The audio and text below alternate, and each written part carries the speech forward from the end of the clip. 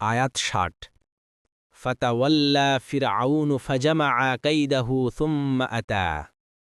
অনুবাদ: অতঃপর ফেরাউন প্রস্থান করে তার যাবতীয় কৌশলসহ একত্র করল, তারপর সে আসল। তাফসির ১ নং ফুটনোটের বিবরণ। ফেরাউন ও তার সভাসদদের দৃষ্টিতে এই প্রতিযোগিতার গুরুত্ব ছিল অনেক বেশি। সারা দেশে লোক পাঠানো হয়, যেখানে যে অভিজ্ঞ পারদর্শী জাদুকর পাওয়া যায় তাকেই সঙ্গে করে নিয়ে আসার হুকুম দেওয়া হয়। এভাবে বেশি বেশি লোক একত্র হয়ে যাবে, তার সচক্ষে জাদুর তেলিসমাটি দেখে মূসার লাঠির ভয় ও প্রভাব থেকে নিজেদেরকে সংরক্ষিত রাখতে পারবে।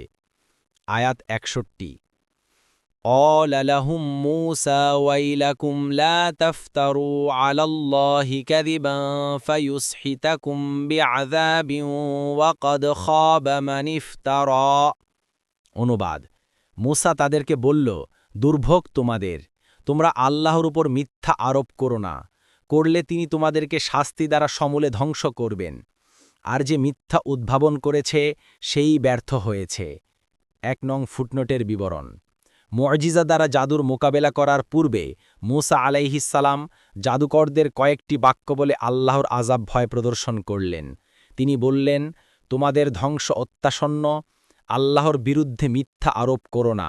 অর্থাৎ তোমরা জাদু দিয়ে কোনো কিছু সৃষ্টি করেছ বলে দাবি করবে, অথচ তোমরা সৃষ্টি করতে পারো না।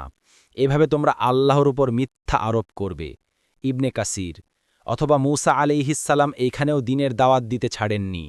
তিনি বললেন, তোমরা আল্লাহর উপর মিথ্যা আরোপ করে তার সাথে ফেরাউন অথবা অন্য কাউকে শরিক করো না, আর মুআজিজাগুলোকে জাদু বলো না। এরূপ করলে আল্লাহ তোমাদেরকে আযাব দ্বারা পিষ্ট করে দেবেন এবং তোমাদেরকে সমূলে উৎপাটিত করে দেবেন। যে ব্যক্তি আল্লাহর বিরুদ্ধে মিথ্যা আরোপ করে, পরিণামে সে ব্যর্থ ও বঞ্চিত হয়।